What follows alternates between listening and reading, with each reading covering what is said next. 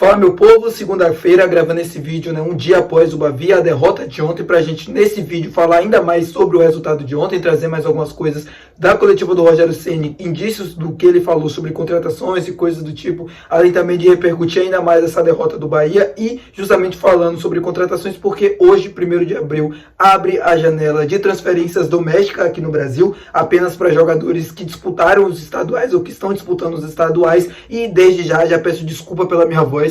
Não foi pelo jogo de ontem, eu assisti o jogo tranquilamente, sem gritar, sem me exaltar. Depois do jogo, já durante a noite, eu dormi, não acordei com a voz assim, sem explicação, acho que é uma gripe, uma virose. Enfim, de qualquer modo, já peço desculpa pra vocês, já deixa o like nesse vídeo aqui pra ajudar o canal e, consequentemente, o nome do Esporte Clube Bahia. Se inscreve também aqui no canal se tu ainda não foi inscrito pra me ajudar a chegar a 3 mil inscritos. Faltam menos de 900 pessoas pra isso e eu conto muito com o teu apoio, tá? Meu nome é José Victor, eu sou produtor de conteúdo aqui do Meu Bahia e já vamos começar esse vídeo pra gente não perder tempo. Como eu falei pra vocês ontem, eu já fiz um vídeo de pós-jogo dessa partida, praticamente já falei tudo do que eu queria falar lá. Se você não assistiu, inclusive, vá assistir lá, é o último vídeo aqui do canal sem ser esse, e eu falei sobre a coletiva do Rogério Ceni porque eu achei simplesmente patética, muito ruim a coletiva. Ele errou em praticamente tudo o que ele queria falar, ou de como foram as explicações, desde que ele chegou no Bahia até então. E uma coisa, assim, me chamou bastante atenção, o fato dele querer, a todo momento, basicamente, pelo que eu entendi, se isentar da culpa dele, do resultado, e colocar na falta de opções que ele tinha para o meio de campo para sustentar o esquema de jogo que ele criou e que ele adota aqui no Bahia.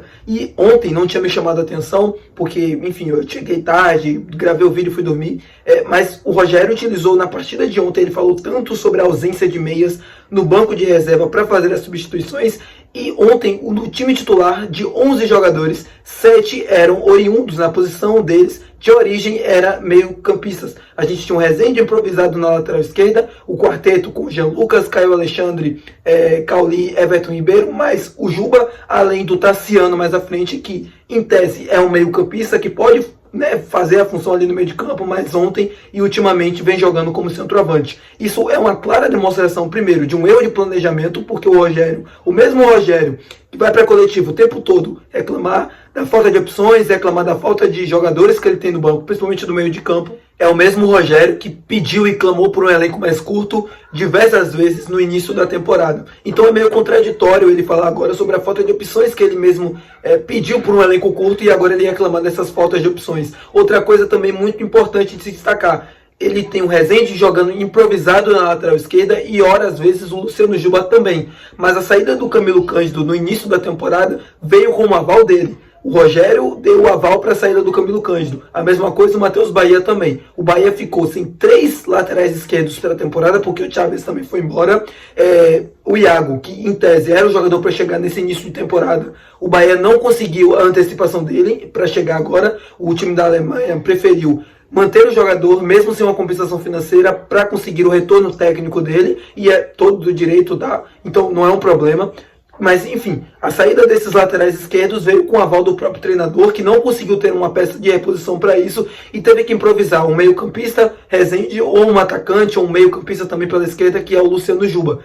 O Tassiano é a mesma coisa no ataque. O Tassiano vem entregando muito, e eu sei, e aí não é o problema, então não era para jogar com o Tassiano de centroavante. Mas o problema é que o Tassiano jogando de centroavante é uma clara evidência de que quem estava ali ano passado, por exemplo, não funcionou. O Tassiano só joga nessa função, e ele jogou algumas vezes de centroavante na temporada passada também, porque ele se mostrou ser uma solução para um setor que não funcionava no ano passado, ou que tinha opções, por exemplo, que não funcionavam. Então ele ali é uma solução, é uma improvisação. O Tassiano não é centroavante de característica, ele é polivalente, eu sei, mas a posição de origem dele não é essa. E o Bahia está improvisando meio campistas em outras funções do campo, e por isso o Rogério, por exemplo, na partida de ontem, só tinha um meio campista de opção no banco, que era o Iago Felipe, para poder entrar no decorrer da partida. Mas é a única desculpa? Isso realmente aconteceu, mas é a única desculpa? Não. O Rogério poderia ter outras soluções dentro do campo. Por exemplo, ele justificou a entrada do Iago Felipe para fazer a dobra com o Santiago Arias na marcação do Matheus Gonçalves, se não me engano, no lado do Vitória, no lado direito de defesa. Ele poderia improvisar o Gilberto jogando por uma linha mais à frente, dobrando a marcação com Santiago Arias, ou a mesma coisa na esquerda, o Caio Roque, que entrou ontem, que por muitas vezes foi esquecido pelo Rogério, por não ter realmente condições físicas de entrar em campo, entrou ontem. E se vocês repararem bem no terceiro gol do Vitória, o Caio tem uma participação muito importante, uma falha defensiva muito grave, que resultou no cruzamento. Obviamente aí que o cruzamento acontecendo, quem estava marcando também no meio da zaga também erra, mas o cruzamento acontece por uma falha de marcação, de posicionamento do próprio Caio Roque. Então, são muitos os problemas do Bahia apresentados no Barradão, mais uma vez, ontem, a covardia, assim, no sentido de se abater muito fácil, de, assim, com 2-0, uma vantagem, o time recuar drasticamente, desistir de tentar jogar e ver uma Vitória que, por todas as suas limitações que tenha, conseguiu ser superior ao Bahia, conseguiu empurrar o Bahia para trás e conseguir a virada em menos de 30 minutos. Então, o Rogério foi o grande responsável pela partida de ontem, juntamente com os jogadores. Mas ele não pode chegar na coletiva e simplesmente isentar o lado dele da culpa e deixar somente com os jogadores, porque não foi só isso. O Rogério, que é o comandante, também é um dos culpados e também deve ser cobrado como tal. Mas, enfim, passando esse assunto, Bavi, já repercutimos, já falando sobre tudo isso. Domingo é na Fonte Nova e o torcedor precisa comparecer. O torcedor precisa fazer a diferença e mostrar porque a gente é a torcida, a maior torcida do Nordeste. Eu sei que a desconfiança é grande, eu sei de tudo isso, mas o torcedor precisa nesse momento apoiar o time porque é um jogo de 180 minutos. A primeira batalha que a gente perdeu e de forma muito assim, estressante, raiva, eu entendo tudo isso, eu entendo você estar chateado, mas é um jogo de 180 minutos. E no próximo domingo, é o restante dessa partida, é os próximos 90 minutos. E a gente não perdeu a guerra ainda, a gente perdeu uma batalha, mas a guerra ainda não. Então, eu entendo a frustração, eu entendo a raiva, eu também estou bastante chateado gravando esse vídeo aqui, mas domingo é dia de entupir a Fonte Nova e jogar junto com o time. E a gente já mostrou que jogando junto com o time, a torcida jogando junto com o time, faz a diferença. Vocês lembram daquele Bahia e Atlético Mineiro 4-1? Quem estava naquele dia no estádio sabe muito bem do que eu estou falando. A gente chegou desacreditado, humilhado por todo mundo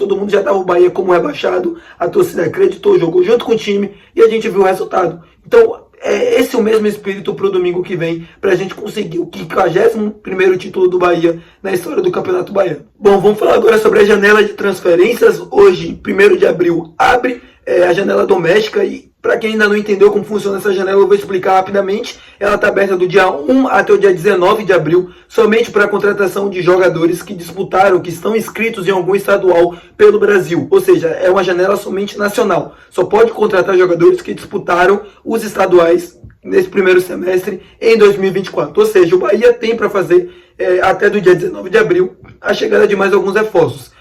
O que é que eu sei disso e até que eu posso passar para vocês a respeito dessas contratações? Eu venho falando aqui sobre o interesse do Bahia, né? o observar no Emmanuel Martínez do América Mineiro. Eu falei também sobre o interesse do Bahia na contratação do Joaquim e o descarte da contratação do Gabigol, porque nunca aconteceu o interesse da parte do Bahia na contratação do Gabigol. Pro caso do Joaquim, o Bahia tenta a contratação dele por empréstimo e até vou falar sobre isso, é o que deve guiar as contratações do Bahia até aqui. O Rogério Ceni na coletiva de ontem falou que o Bahia dificilmente fará contratações no sentido de gastar o dinheiro em grandes reforços nessa janela. Ele até brincou, né, falando que eu ouço dizendo que tem muitos milhões e coisas do tipo. E isso de fato não aparece porque os reforços para ele não chegam. Então dificilmente nessa janela de abril o Bahia deve fazer contratações, pelo que o Rogério falou, contratações com grandes investimentos, até porque o próprio disse que já se investiu muito no ano passado e nessa temporada também. Então esse mais ou menos é o norte do que vai guiar as contratações do Bahia agora em 2024. Pelo que eu pude apurar, pelo que eu sei mais ou menos do que vai acontecer nas próximas janelas, o Bahia pretende sim se reforçar para segmento da temporada, de 3 a 4 reforços, contando obviamente com o Joaquim, mas desses 3 a 4 reforços, pelo que eu imagino que sejam reforços que venham por empréstimo, com opção de compra futuramente, por exemplo, ou se o Bahia fazer algum investimento que seja um valor abaixo, 12, 15 milhões. Eu acho que não vai ser reforços do quilate, por exemplo, de Caio Alexandre e Jean Lucas, custaram, né, mais de 20 milhões de reais ao Bahia. Então, mais ou menos do que eu sei, do que eu acho que deve acontecer é isso, de 3 a 4 reforços, ou nessa janela de abril, ou na janela do meio da temporada, que devam chegar reforços para qualificar o elenco e para justamente tornar esse elenco mais equilibrado. E quais posições? As posições mais carentes do elenco. a zaga, a lateral esquerda, o meio de campo e jogadores de beirada também. É isso que o Bahia deve buscar no mercado. Eu não descartaria, por exemplo, 3 contratações agora em abril, ou 2 pelo menos. O que o Bahia conseguir de oportunidade também dentro do mercado, isso vai valer muita diferença. Se o Bahia conseguir um jogador, por exemplo, que, enfim, esteja encerrando um contrato, ou que vai encerrar um contrato no final do ano e uma oportunidade por empréstimo, ou o jogador que, enfim, pode assinar um pré-contrato para a temporada seguinte, é mais ou menos essa a ideia. Mas para essa temporada agora, em abril, e também para a janela do meio do ano, é de que possam chegar de pelo menos 3 a 4 reforços para o segmento do Campeonato Brasileiro e da Copa do Nordeste também. Meu povo, o vídeo de hoje é um pouco mais curto, justamente porque vocês estão vendo que eu estou me esforçando para gravar o vídeo, eu não tenho condições nenhuma de estar falando. Desculpa pela voz, desculpa pela garganta e, de novo, não foi pelo jogo, eu simplesmente acordei mal mesmo. Acho que é uma virose, porque a garganta está um pouco inflamada.